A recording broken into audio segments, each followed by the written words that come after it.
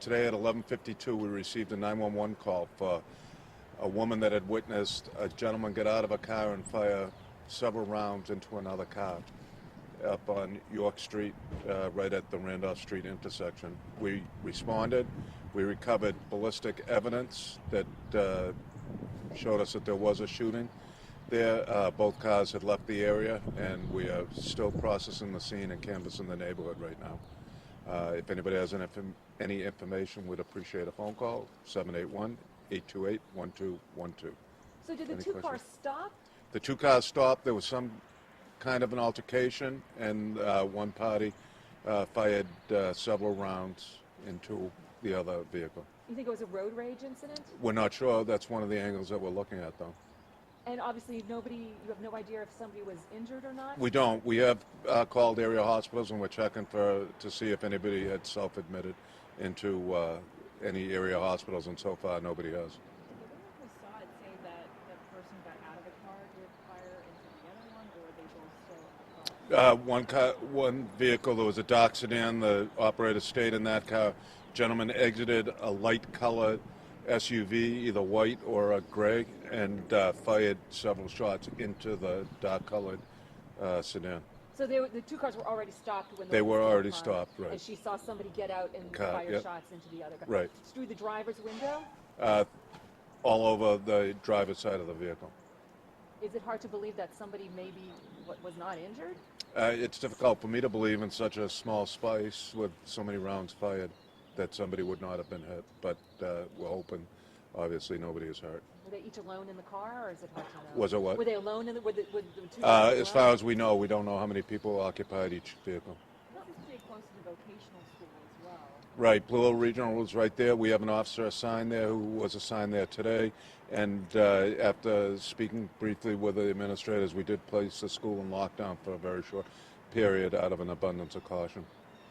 And what about the neighborhood? Was anyone in, how close? No, nobody in the neighborhood. You know, obviously 11 o'clock, 11:52, lunchtime, most people are at work or out of the house, and we did not receive any other calls except for that one call from the woman that witnessed it. But particularly a brazen thing to do right in front of other drivers? Yeah, it is. It's concerning. We want to, work to get someone that's willing to do that off the street as quickly as possible. And what are you trying to, in terms of, you'd like to track these people down at this point and figure out what's going on and see if anyone was injured? Or? Yeah, exactly. Hopefully nobody's injured, and find out who perpetrated the act. What concerns you about the incident? The level of violence and the impulsiveness.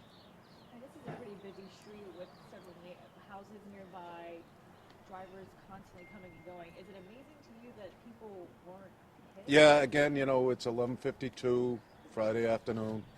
But obviously, I'm surprised that we didn't have more calls than we did. But it is that level of violence, a gun burst in the middle of the day. That's right. It's unusual, obviously, for our area. But for any area, really. Do you have a description of the guys? We don't.